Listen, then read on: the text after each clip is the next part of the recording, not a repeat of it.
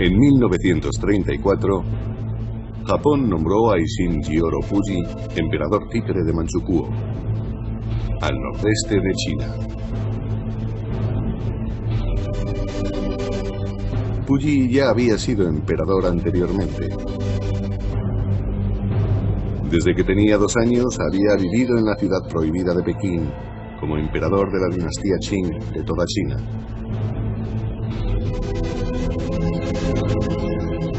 Pero fue forzado a abdicar unos años más tarde, y desde entonces estaba obsesionado por recuperar su trono y restaurar su dinastía.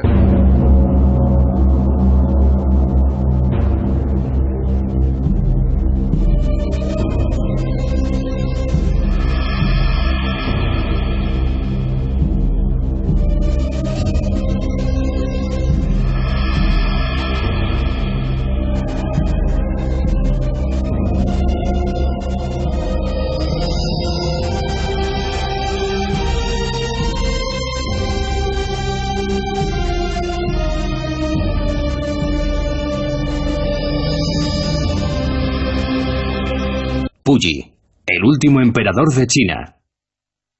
Segunda parte.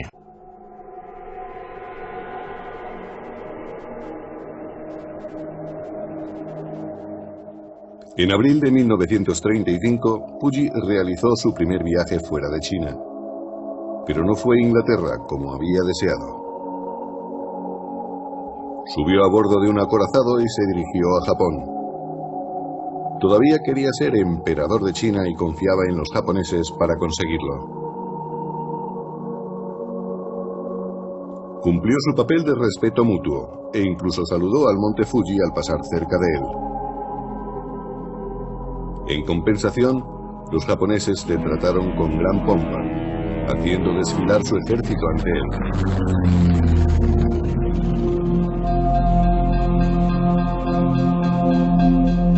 El viaje culminó con los máximos honores, un encuentro con Hirohito, el emperador de Japón. Juntos pasaron revista a las tropas y visitaron santuarios.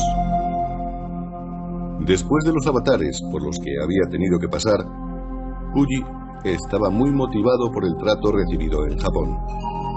Creía que finalmente conseguiría su objetivo de restaurar la dinastía Qing. Y, al regresar a Manchukuo, declaró: Me uno espiritualmente a Su Majestad Imperial de Japón. Todo mi pueblo debe compartir mi voluntad para unirse a nuestro aliado, con el corazón y la mente.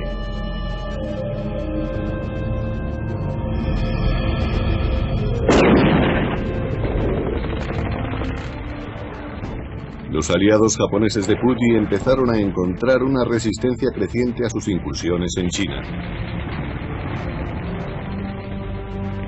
Tomaron represalias con políticas de clasificación y asimilación, desplazaron a aldeanos chinos y saquearon sus hogares.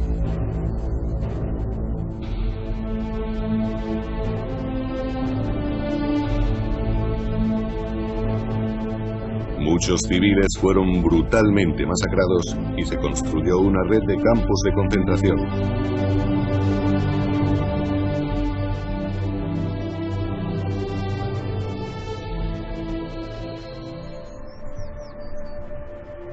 Mientras Puyi jugaba a ser emperador títere en su palacio de Changchun, su vida personal empezaba a desmoronarse.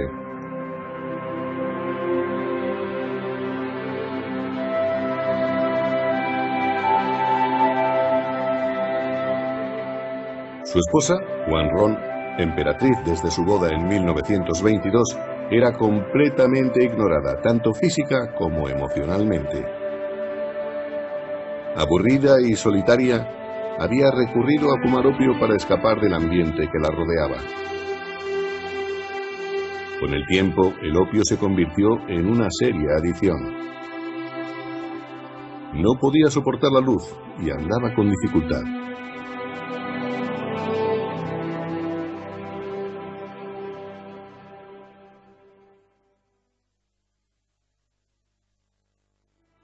Fuji fingía no conocer su hábito, pero se puso muy furioso cuando su esposa mantuvo una relación con un sirviente y quedó embarazada. Algunos dicen que hizo quemar a la niña en las cocinas cuando nació, pero otros opinan que murió de una enfermedad. Fuese cual fuese la verdad, Fuji ignoró desde entonces a su emperatriz.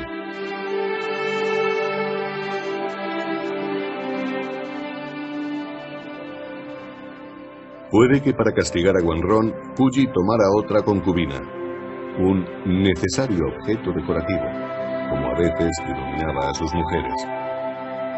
Pero esta era diferente, pues Fuji amaba realmente a Tang Yulin, una joven de 17 años. Fue la persona que más cerca estuvo de ser la compañera de su vida. Era una chica de buena formación de la nobleza manchú. Yulin era una ferviente progresista para aquel tiempo y estaba muy furiosa por el comportamiento de los japoneses en China. Calladamente empezó a predisponer a Fuji contra ellos. Mediante una astuta jugada, los japoneses organizaron el matrimonio del hermano de Fuji, Fujie, con Hirosaga, pariente del emperador Hirohito. Debido a su rumoreada impotencia, o quizás por su supuesta infertilidad, los japoneses sospechaban que Fuji nunca tendría descendencia. De ese modo, los hijos de Fujie serían medio japoneses y candidatos a heredar el trono de Manchukuo. Aunque sabía que su hermano amaba a su nueva esposa, Fuji se sentía inquieto. Y cuando supo que Hirosaga estaba embarazada, se puso más nervioso todavía. Cuando Fuji iba a ser padre, visité a un adivino.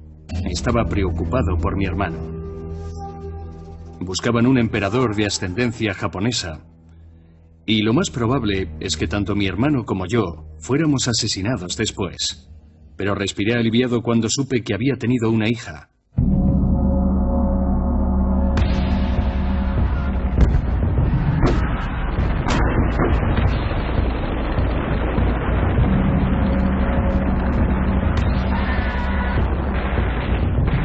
Los japoneses habían organizado una invasión a gran escala en China, y Chiang Kai-shek y el gobierno del Kuomintang decidieron colaborar con Mao Zedong, aunque de manera reacia para expulsar a los invasores.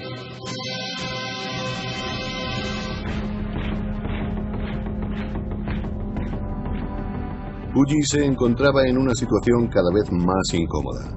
Tenía que apoyar a una potencia extranjera contra su propio pueblo, el pueblo que una vez más tendría que gobernar.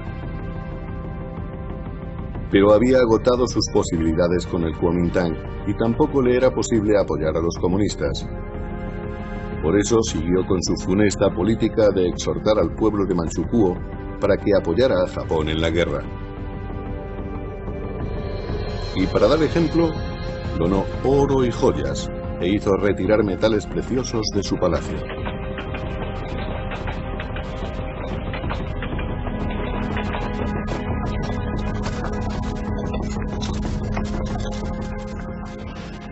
Manchukuo se había convertido en un punto de partida para el asalto nipón a China. Sus recursos se empleaban en abastecer masivamente al ejército imperial.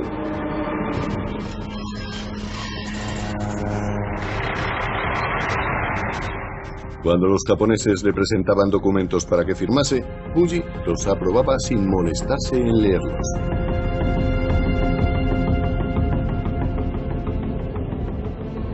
De hecho, con frecuencia firmaba leyes que condenaban a su pueblo a una esclavitud virtual. Decenas de miles murieron a consecuencia de los trabajos forzados y fueron enterrados en tumbas masivas.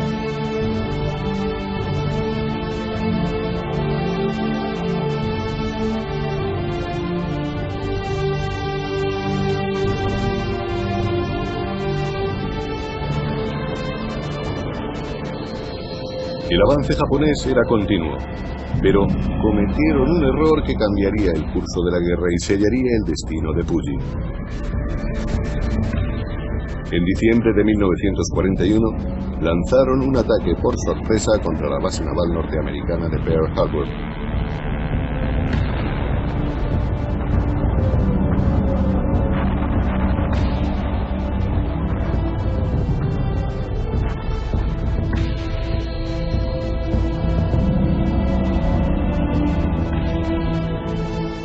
El creciente desasosiego de Puyi hacia los japoneses aumentó cuando su esposa favorita, Tan Yulin, murió repentinamente a la edad de 22 años. La había tratado un médico japonés.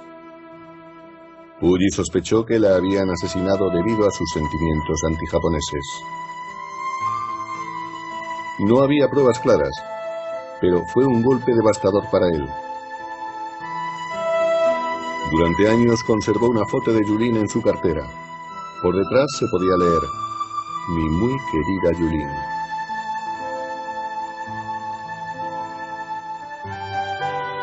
Después de la muerte de Yulin, los japoneses intentaron que Puyi se casara con una japonesa, pero él sospechaba que esta sería una espía. Y tras un año de luto eligió a Li Yuqin, una joven estudiante china.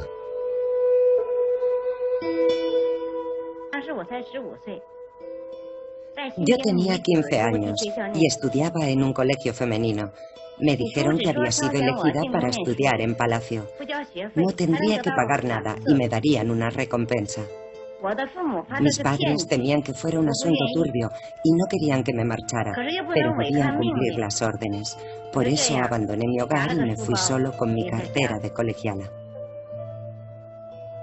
Un mes más tarde, Puyi convirtió a Li Yuqin en su consorte imperial.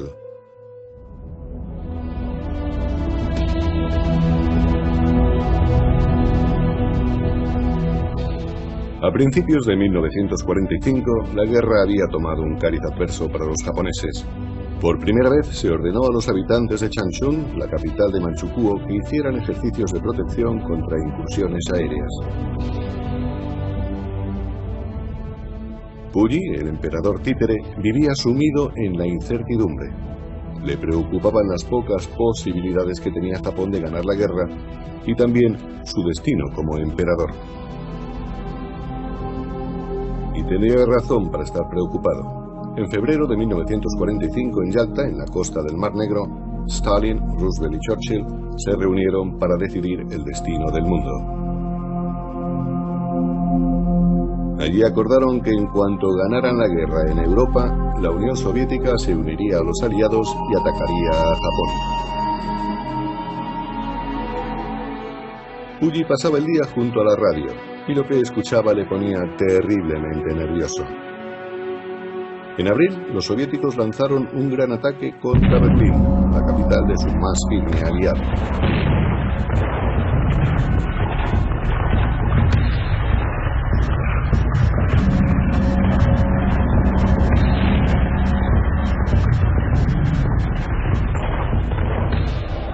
El día 28 quedó horrorizado por las siniestras circunstancias que rodearon la muerte del líder italiano Mussolini.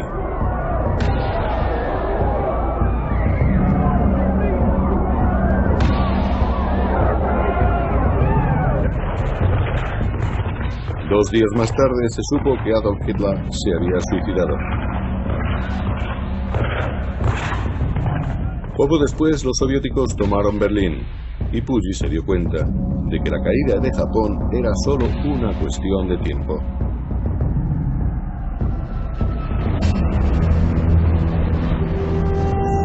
Los días 6 y 9 de agosto los americanos lanzaron sendas bombas atómicas contra las ciudades niponas de Hiroshima y Nagasaki. En aquel momento Mao Zedong anunció el final de la guerra contra los invasores japoneses.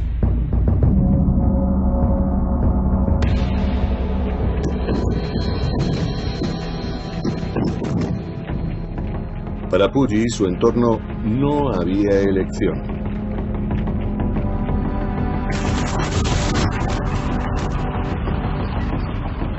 El 9 de agosto los japoneses informaron a Puyi de que la Unión Soviética les había declarado la guerra.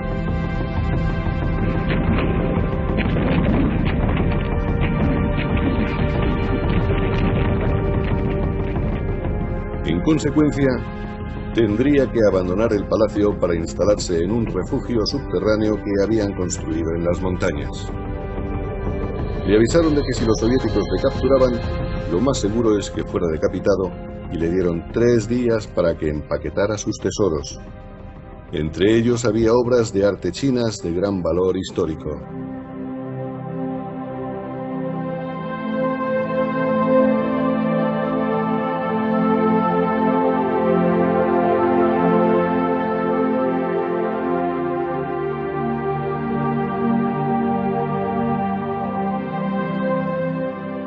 Mientras preparaba sus tesoros, Puyi ordenó que se quemaran documentos y películas, todo lo que le pudiera relacionar con los japoneses.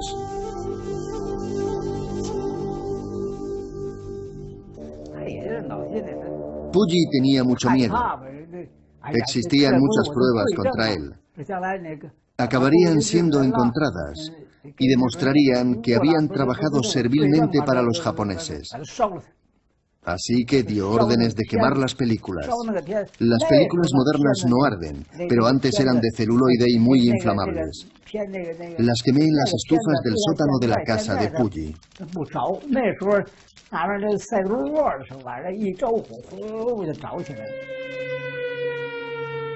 Bajo el inquietante aullido de las sirenas que anunciaban incursiones aéreas, Puyi y su familia escaparon, presas del pánico, durante la noche del 11 de agosto.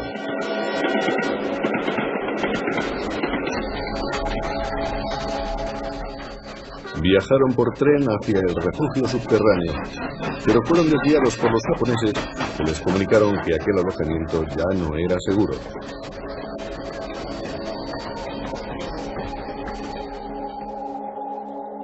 Finalmente llegaron a un pequeño y desierto campamento minero.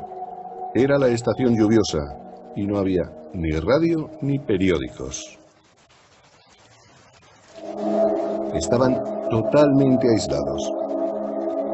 Así llegaron al 13 de agosto.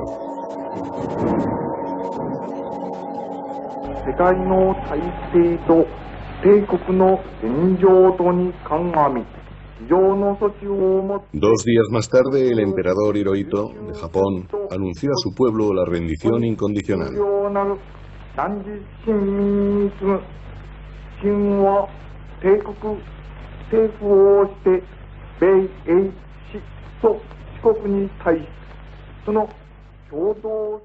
Al oír la noticia de la rendición, Puyi supo que sus oportunidades como emperador se habían esfumado de nuevo.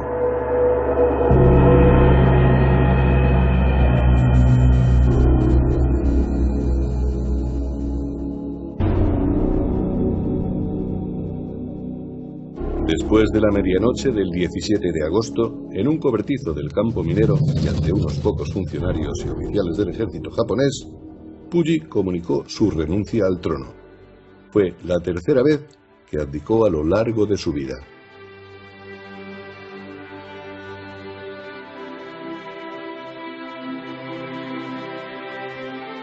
Los japoneses le dijeron que lo llevarían a Japón en avión. Puyi recogió rápidamente sus más preciados tesoros y seleccionó unos pocos hombres para que fueran con él. Partieron por la tarde.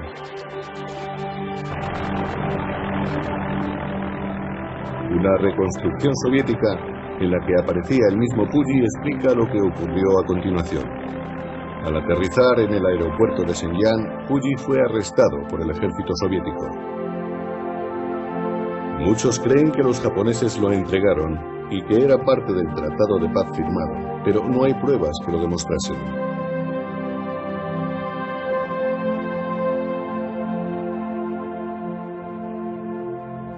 La tarde del 19 de agosto de 1945, Puyi subió a un avión soviético rumbo al cautiverio y hacia una suerte incierta.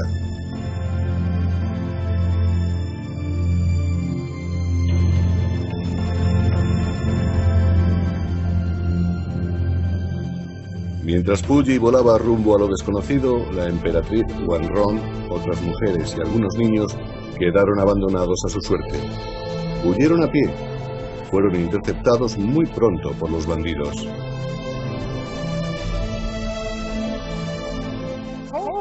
Le revolvieron el pelo. La primera fue la segunda madre. Algo se cayó e hicieron un registro más a fondo. La llevaron dentro y la dejaron solo con la ropa interior. Revolvieron sus trajes, ignoraron el dinero y solo cogieron las joyas y objetos de valor.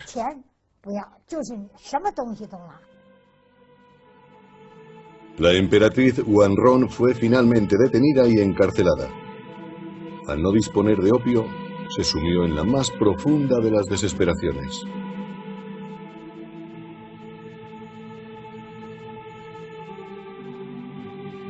A sus 40 años, la última emperatriz de China murió en prisión y fue enterrada en una tumba sin identificación en una colina.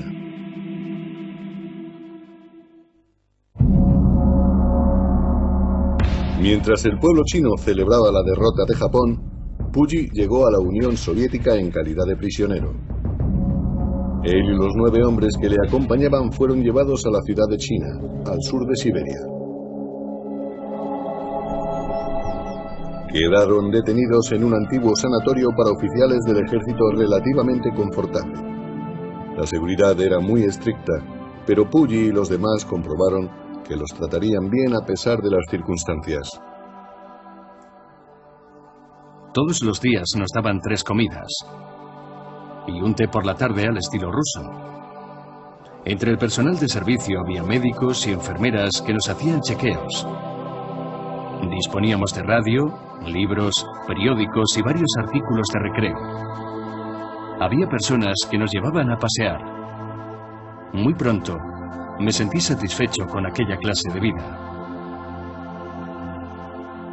Poco después se les unieron otros altos funcionarios del régimen de Manchukuo. El sanatorio de China quedó saturado y el grupo de Puyi fue trasladado a una villa en Khabarovsk, un pueblo cercano a la frontera china, al nordeste de Manchuria. Allí Puyi siguió estando bien atendido. Los guardias rusos le pusieron incluso un mobiliario chino de nácar y mármol.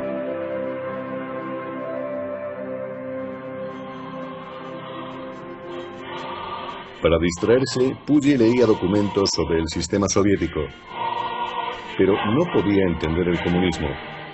Confundía a los bolcheviques con la aristocracia. Estaba sorprendido por la ejecución del zar que llevaron a cabo los revolucionarios. Cuando supo que nunca había existido un emperador bolchevique, preguntó ingenuamente si él podría ser el primero.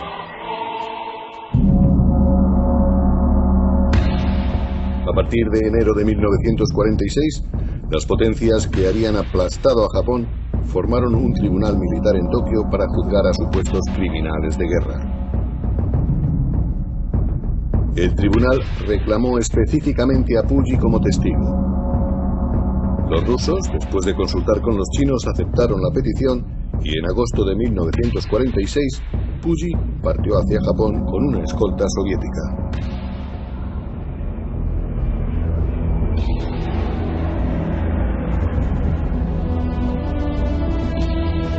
El exemperador de Manchukuo era un testigo muy importante para la acusación. Podía ayudar a que varios japoneses acusados de crímenes de guerra fueran declarados culpables. Prestó declaración durante 7 días seguidos, más tiempo que cualquier otro testigo. Su testimonio provocó un gran interés en los medios, dentro y fuera de la sala. Nací en Pekín. Me llamo Puyi. Mi nombre en Manchuria es Aisin Yoro Puyi. En 1909 fui emperador de China.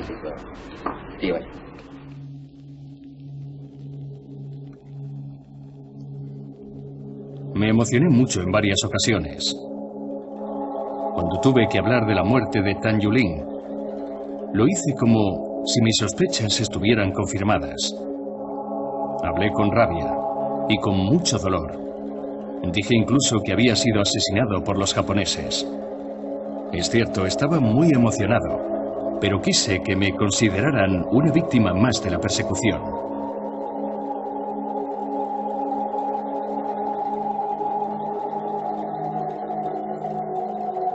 La oposición de Puyi ante el tribunal era crítica. Fue acusado de crímenes en más de una ocasión.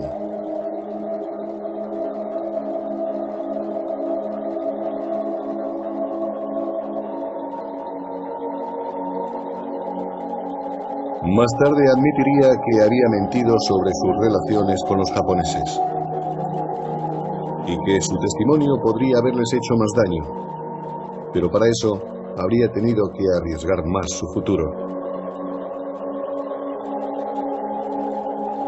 El gobierno chino del Kuomintang pidió a los soviéticos que extraditaran a Puyi cuando acabara de declarar, pero como apoyaban al comunista Mao Zedong, la petición fue denegada y lo devolvieron a Rusia.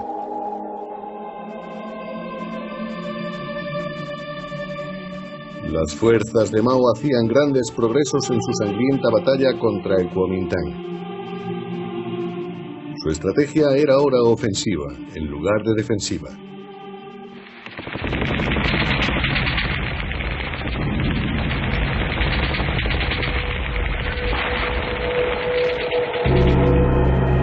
Después de la caída de Japón, Chiang Kai-shek confiaba en derrotar a Mao y a los comunistas en un año.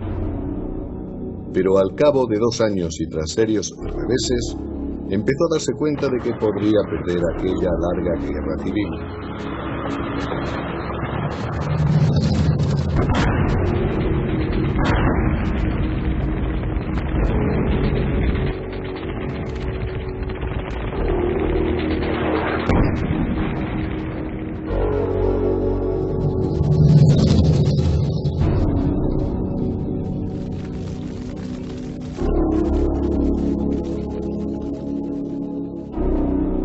Mientras las cosas empeoraban para las fuerzas del Kuomintang, los comunistas de Mao eran recibidos como héroes cuando tomaban nuevos centros estratégicos.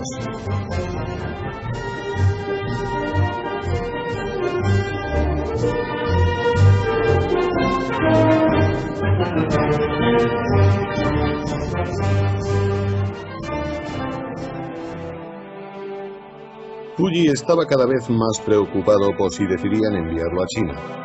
Cuando fue capturado, los rusos le permitieron que conservara su maleta llena de tesoros. Ofreció algunos como ayuda para el pueblo soviético. Escribió a Stalin para preguntarle si podría quedarse a vivir en la Unión Soviética, pero no recibió respuesta. Sus peores temores aumentaron cuando los comunistas triunfaron en el continente chino, mientras que Chiang Kai-shek y sus seguidores del Kuomintang huían en masa a Taiwán.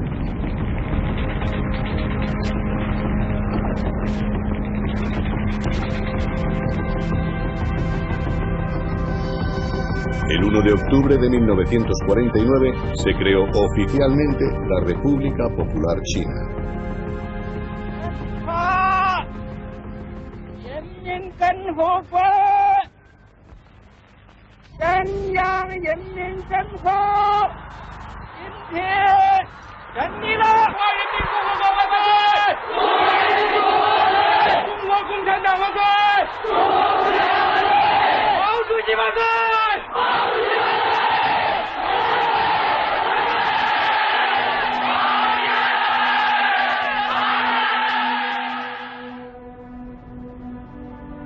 A principios de 1950, Mao Zedong y el premier Zhou Enlai visitaron la Unión Soviética.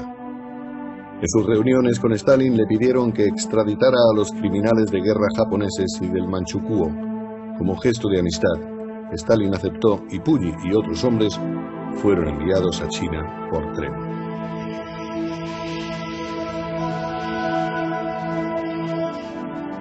Eso era lo que Puyi había temido durante años. No hacía más que pensar en que las nuevas dinastías ejecutaban siempre a su predecesor. Estaba seguro de que iba a morir. Después de un viaje de 3 días, Puyi llegó finalmente a la ciudad de Fusun, cerca de Shenyang. Irónicamente, se trataba de la cuna de sus antepasados de la dinastía Qing.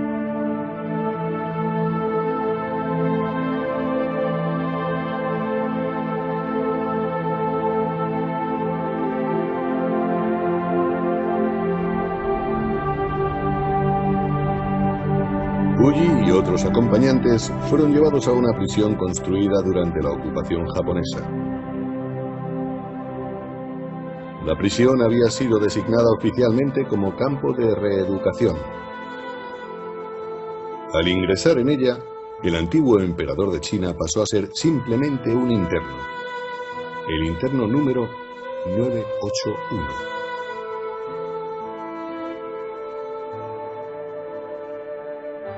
Al principio no podía soportarlo. Ni siquiera en Rusia había tenido que hacer trabajos mundanos.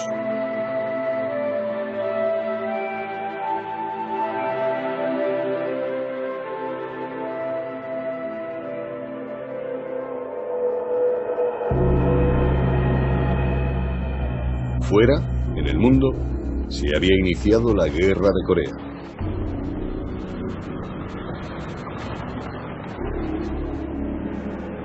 En septiembre de 1950, los norteamericanos dirigían las fuerzas de las Naciones Unidas y amenazaban con invadir Corea del Norte. El ejército popular chino cruzó entonces la frontera en socorro de sus aliados.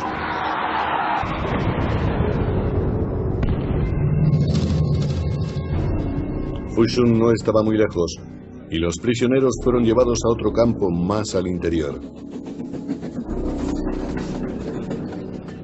Allí, la rutina diaria consistía en leer una y otra vez textos comunistas.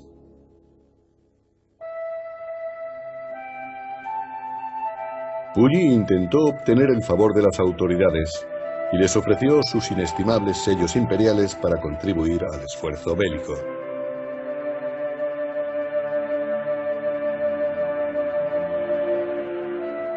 Al principio se sorprendió y luego quedó conmovido al saber, por el jefe del campo, que seguía conservando todos los objetos que había regalado a la Unión Soviética.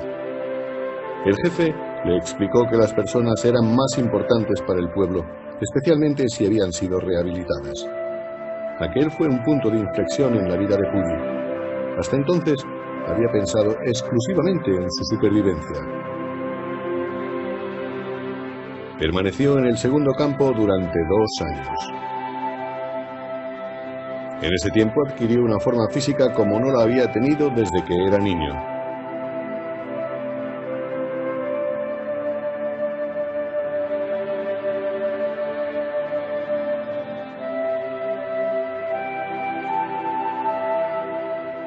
Cuando en 1954 se puso fin a la Guerra de Corea, tras firmar un alto el fuego, Puyi y sus compañeros fueron devueltos a su antiguo campo de Fushun. A partir de ese momento, el proceso de reeducación se reanudó con gran intensidad.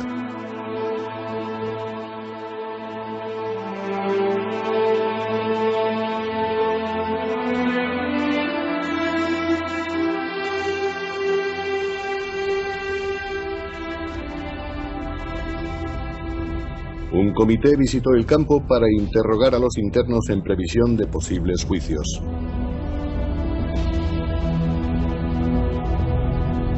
Se vivieron momentos de gran tensión, pero los interrogatorios no fueron violentos. Los auténticos problemas de Puyi provenían de las confesiones de su propia familia y de sus consejeros, pues pusieron de manifiesto su cooperación con los japoneses. En agosto de 1955, el comité mostró a Puyi los resultados de su investigación. Se le acusaba de varios crímenes mayores. Conspirar con los japoneses para revivir el gobierno feudal de la dinastía Qing. La firma de un tratado traicionero con el enemigo. Colaborar voluntariamente con los japoneses en políticas y leyes que arriesgaban la vida de muchas personas. Participar en acuerdos anticomunistas. Operar en una guerra de agresión. Y finalmente, destruir pruebas y tratar de huir a Japón.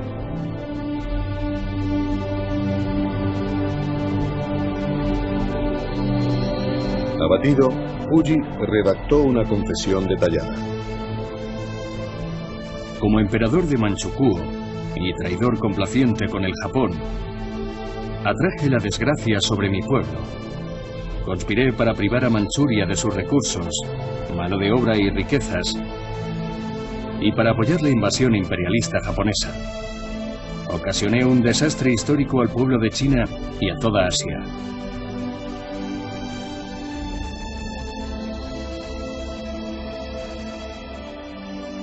Irónicamente, la suerte de Puyi estaba en las manos de Mao Zedong, que había iniciado su gran marcha revolucionaria cuando tenía 18 años, al tiempo que Puyi abdicaba por primera vez.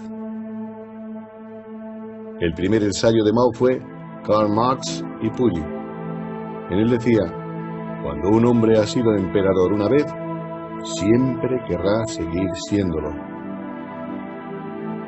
Pero en 1956, Mao declaró que aunque Puyi y otros habían cometido crímenes muy graves, no tenía sentido ejecutarlos. Resultaba mucho más útil reeducarlos para que sirvieran al pueblo.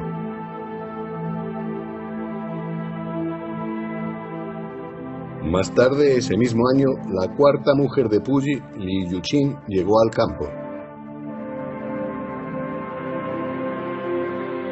Quería divorciarse.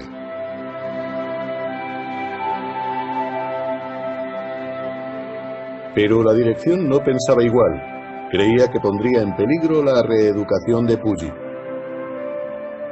Las autoridades dejaron a Puyi y a Li Yuqin una habitación especial durante una noche para que arreglaran sus asuntos personales. Pero no sirvió de nada, y Puyi firmó los documentos para el divorcio. Ahora se encontraba sin esposa por primera vez desde los 16 años. Otra de las tareas que formaban parte de la reeducación de los prisioneros era escribir sobre sus vidas. A lo largo de 3 años y con la ayuda de su hermano Puyi y algunos cortesanos, Puyi escribió un documento histórico de 450.000 palabras.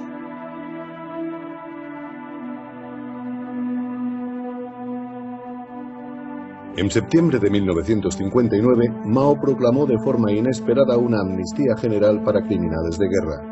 Unos días más tarde, el Congreso del Pueblo aprobó la ley.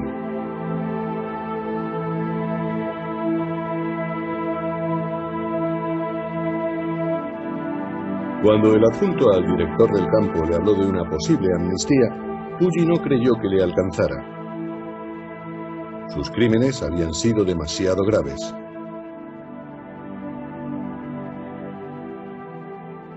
El 4 de diciembre de 1959 se reunió a los prisioneros y se leyeron los nombres de los amnistiados. El de Puyi fue uno de los primeros. No lo esperaba. Apenas podía creerlo. Su hermano Puyi tuvo que darle un codazo para que reaccionara.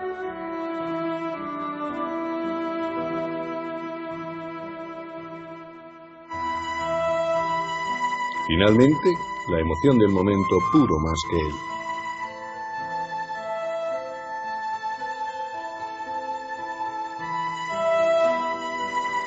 Después de 10 años de reeducación, pasé de ser un emperador feudal y reaccionario a un trabajador normal. De ser un espíritu, me convertí en un ser humano. El antiguo Puyi había muerto y ahora nacía el nuevo Puyi.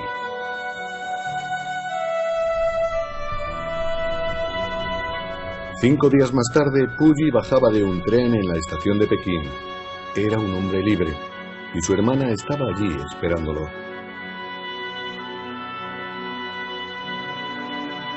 Su nueva vida estaba a punto de empezar.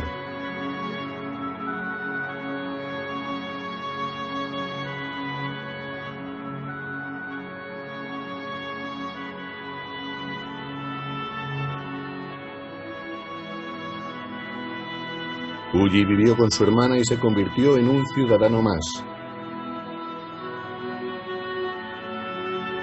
Incluso votó por primera vez en su vida.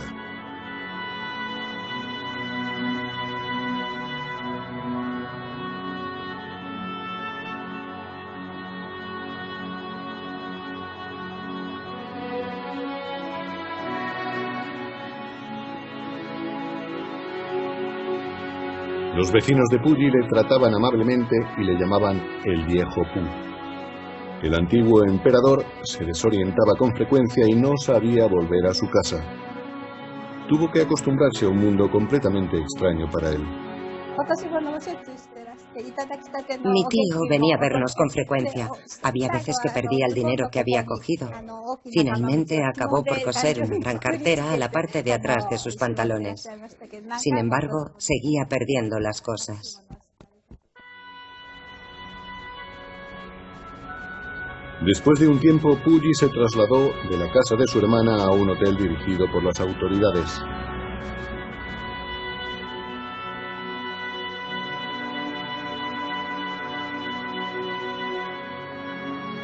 Empezó a dar paseos nostálgicos, especialmente por la plaza de Tiananmen y la ciudad prohibida, ahora conocida como el Museo de Palacio.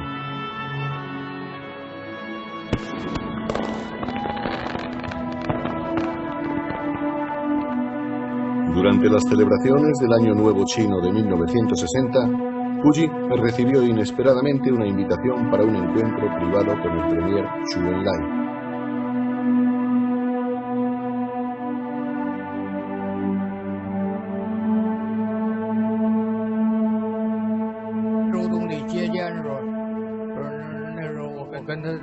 Fue la primera vez que acompañé a Puyi a ver al primer ministro Zhou Enlai. El primer ministro le preguntó a qué le gustaría dedicarse y él contestó que querría ser médico. Al primer ministro le hizo gracia aquello. Antes cambiabas las recetas a voluntad. Si fueras médico acabarías matando a alguien.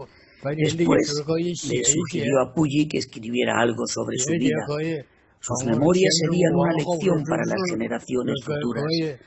Una obra que beneficiaría a la sociedad. Zhu le dijo a Puyi que trabajara a tiempo parcial en los jardines botánicos de Pekín y que después ya le buscarían otra cosa. Incluso el mismo Mao Zedong quiso hablar con Puyi y le aconsejó que se casara de nuevo. Consorna le dijo que un emperador no podía estar sin consorte. Pero Puyi no se sentía seguro.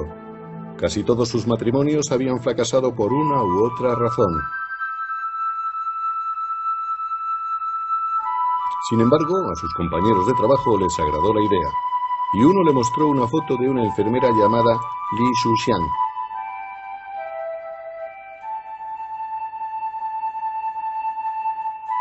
Puyi quiso conocer a Shuxian y acabaron enamorándose. Iban juntos al cine y paseaban por lugares tranquilos de Pekín.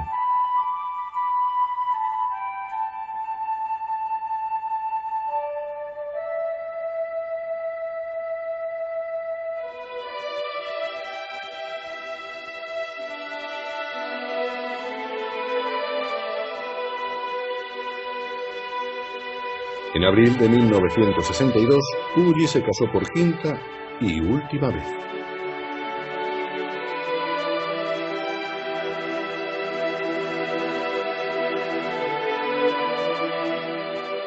Las palabras que pronunció en su boda dejaban entrever el largo camino recorrido desde sus tiempos de emperador. En la pasada mitad de mi vida, siempre había sido servido y dependía de los demás. Hoy, en la última etapa de mi vida, me siento orgulloso.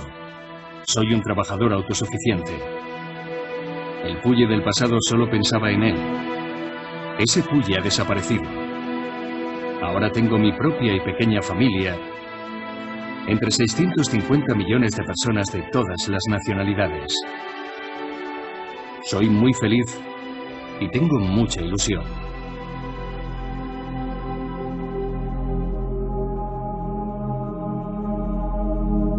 Mao también le sugirió que escribiera las experiencias de su vida.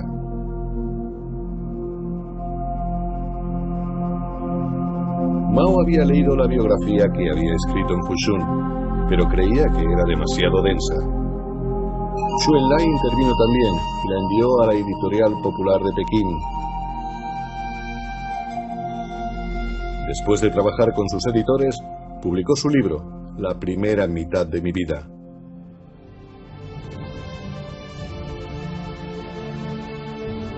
Causó una gran sensación, tanto en China como en el extranjero, donde fue traducido a varios idiomas.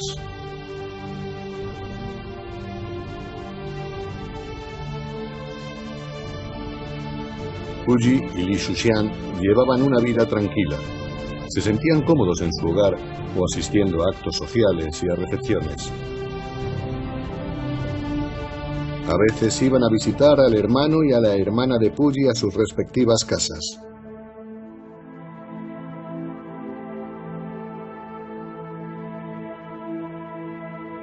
Nunca fue Puyi tan feliz.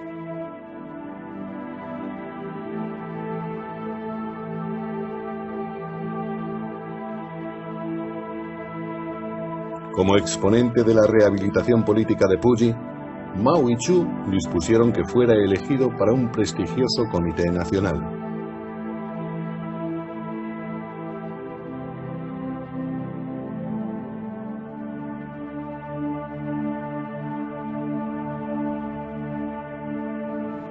Al pertenecer a ese comité, Puyi tuvo la oportunidad de viajar por el país y presenciar algunos de los grandes avances que se estaban produciendo.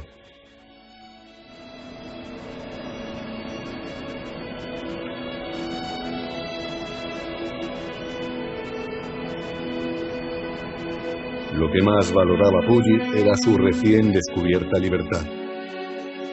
Antes, yo era el primer prisionero de mis palacios. En la actualidad disfruto de una auténtica libertad e igualdad. Puedo ir a todas partes, algo que no podía ni imaginar durante los primeros 50 años de mi vida.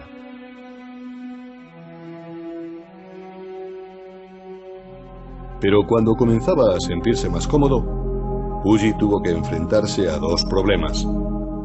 Su salud empezó a deteriorarse y fue víctima de un tumultuoso movimiento conocido como la Revolución Cultural. Como antiguo emperador y criminal de guerra, se convirtió en el objetivo de los fanáticos guardias rojos revolucionarios.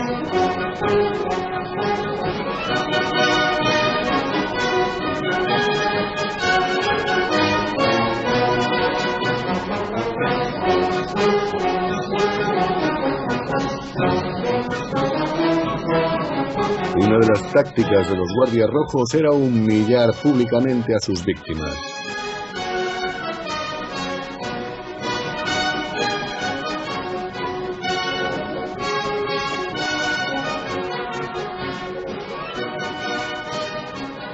Puyi escapó a ese castigo público, pero su salario y raciones de alimentos se vieron reducidos.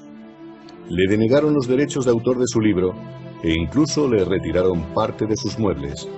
Para empeorar su situación, se le diagnosticó cáncer de vejiga y después otro cáncer en el riñón. Sufrió una serie de operaciones y progresivamente fue debilitándose.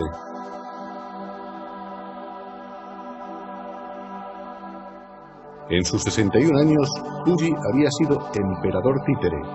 Después fue un prisionero agasajado en una tierra extraña y pasó a continuación a un campo de reeducación como un interno más. Emergió de las cenizas de su anterior gloria y encontró finalmente algo de paz consigo mismo y con el extraño mundo que le había dado forma desde su infancia.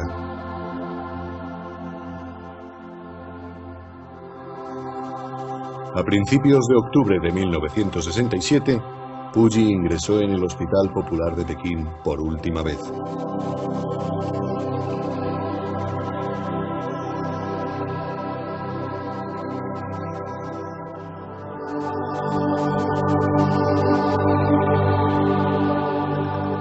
Al amanecer del 17 de octubre, la extraordinaria vida del último emperador de China llegó a su fin.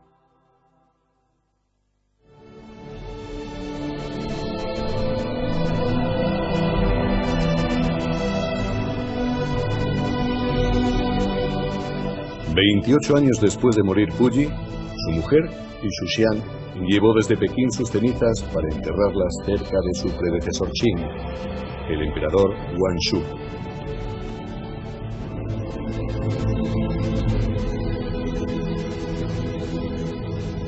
No hay epitafio en la tumba de Puyi, solo su nombre y las fechas de su nacimiento y de su muerte.